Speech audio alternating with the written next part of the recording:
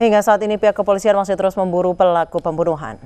Dan untuk mengetahui informasi proses pemburuan pelaku sudah bergabung bersama kami Kabid Humas Polda Jawa Timur, Kombes Pol Frans Barung Mangera. Assalamualaikum, selamat sore Pak Frans.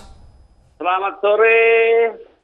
Selamat sore juga kepada pemirsa yang selalu setia. Ya, Pak Frans, kami ingin mengetahui informasi terbaru terhadap dua pelaku yang disebut-sebut sudah diketahui identitasnya dan mereka adalah terduga dari pelaku pembunuhan mayat dalam koper. Begini, kita memang mengarah ya kepada beberapa orang ini, termasuk dua orang yang kita fokuskan itu. Tetapi ada hal yang memang kita belum bisa memberikan inisial, maupun juga kita belum bisa memberikan yang namanya tempat di mana kita harus memfokuskan titiknya. Karena begini, yang kita lakukan sekarang ini adalah mengkreat yang namanya manusia. Itu mobilitas dinamikanya tetap kita perhitungkan juga, sehingga dengan berita-berita yang ada, dengan akses informasi yang ada, dengan saluran media, tidak menutup kemungkinan kedua orang yang sudah kita akan mengakses juga berita itu yang sekarang lagi kita siarkan terus-menerus. Karena kebutuhan informasi yang dimintakan oleh publik, oleh masyarakat. Memang berdasarkan daripada pemeriksaan saksi-saksi yang mengarah ke sana dan sekaligus juga dengan teknis penyelidikan kita yang kita miliki dengan bantuan teknologi kepolisian dan apa yang sudah kita dapatkan dari forensik kita, laboratorium forensik kita tentang sebab-sebab kematian maupun juga arah dari mana kematian itu yang terjadi, sehingga kita memang mengarahkan kepada beberapa orang ya yang belum saya sebutkan secara gamblang. Begitu. Baik, sejauh ini sudah berapa orang Pak yang diperiksa Pak? Tetap ya, kita ada 16 itu 10 yang berada di Kediri, kemudian 6 tempat di mana lokus pembuangannya, yaitu di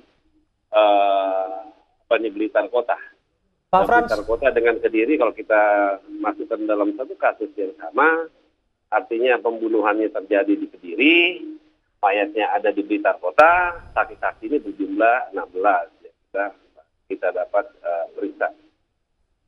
Pak Frans, dalam kesempatan sebelumnya Anda menyatakan bahwa motif korban dibunuh adalah hubungan asmara sama jenis. Bagaimana penjelasannya ini, Pak? Saya batasi itu ya, karena nanti ada Komisi Penyiaran Indonesia, mungkin narasinya akan saya ubah. Narasinya itu begini loh, ada orientasi spesifik yang berbeda terhadap mereka dengan pasangannya. Nah, saya tidak mengatakan sama jenis ya, supaya nanti jangan sampai ada tanggapan-tanggapan tentang hal yang berbeda dengan apa yang saya sampaikan. Baik, dari modus pelaku barangkali bisa dijelaskan, untuk motifnya Pak sendiri, Pak? Nah, begini, yang mereka lakukan ini adalah memang komunitas-komunitas ini kan ada. Nah, komunitas ini sudah kita periksa, salah satunya 10 yang di Kediri itu. Dan mereka sangat-sangat berhubungan satu dengan yang lainnya. Komunitas apa, Pak? Kalau boleh tahu. Komunitas orientasi yang sama. Nah, itu bahasanya. Sehingga mereka sudah kita perlakukan pemeriksaan, dan yang paling lagi adalah hubungannya memang ada yang 1 tahun, ada yang 6 bulan, ada yang sekian. Jadi kita tahu sekali bahwa hasil pemeriksaan itu memang mengarah kepada sana. Pak, disebutkan juga bahwa modus pelaku adalah melakukan kekerasan terhadap korban, di mana ada aksi penangkisan ataupun perlawanan yang dilakukan korban sebelum pada akhirnya kehilangan nyawanya. Bagaimana penjelasan soal ini, Pak? Reaksi manusia secara refleks itu akan didapat daripada hasil otopsi yang kita beberkan. Bahwa ada reaksi ketika sebelum meninggalnya korban ini mendapatkan reaksi penyerangan kepada dirinya, yaitu dengan cara memberikan tangkisan berupa pelindung dari tangannya. Ini terbukti dari beberapa luka yang ada di tangannya. Ini akibat daripada refleksi tangkisan kepada sasaran yang dituju. Sasaran yang dituju itu sebenarnya adalah bagian dada, tetapi mengenai leher yang mengakibatkan kematian awal. Nah, kematian awal ini dengan senjata tajam berbeda dengan apa yang memutuskan leher itu. Artinya bahwa sebelum masuk kepada sasaran mematikan yaitu leher, ada tangkisan beberapa kali sebelum nyawa daripada BH ini terlepas dari tubuhnya dan kemudian meninggal dunia. Jadi ada reaksi perlawanan yang dilakukan oleh BH, almarhum BH sebelum terjadinya kematian itu. Baik, berarti pelaku sudah mulai mengerucut ya Pak ya? Kita mohon doa lah, kita mohon doa supaya ini cepat terungkap.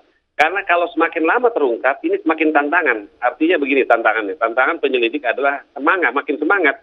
Karena umumnya kita mengungkap suatu tindak pidana ini tidak terlalu lama lah, tapi ini sudah 5 hari. Berarti sudah ada hal yang memang kita rasakan menjadi tantangan penyelidik guna mengungkap tindak pidana ini, guna menemukan tersangkanya. Ini penting sekali dalam hal bagaimana mempelajari kasus ini nantinya kalau sudah terungkap ke depan dalam rangka kita membandingkan kasus satu dengan kasus lain. Pertanyaan tersisa adalah bagaimana kemudian upaya untuk mencari bagian tubuh korban yang hingga saat ini belum ditemukan, Pak?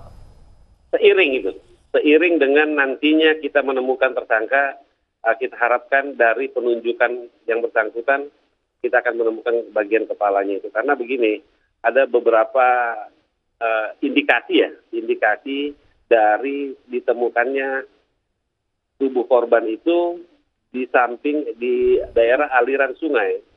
Tetapi juga indikasi pertama adalah bagian tertentu dalam kepala ini dilempar ke sungai tersebut atau kali tersebut. Kemudian yang kedua, bahwa bagian kepala ditinggal di wilayah tertentu, tetapi bagian tubuhnya saja yang dibawa ke situ. Beberapa alternatif ini akan terjawab manakala tersangkanya atau lima-limanya atau mereka yang menyiapkan, memperlancar daripada tindak pidana ini terjadi, kita sudah menemukannya. Tapi kami yang berkeyakinan bahwa ini tidak dilakukan oleh satu orang, minimal ada yang membantu. Baik, terima kasih Pak Frans Barung Mangera, Kabid Humas Polda Jawa Timur sudah berbincang bersama kami melalui sambungan telepon. Kami masih menantikan informasi terbaru soal tindak lanjut dari kasus ini.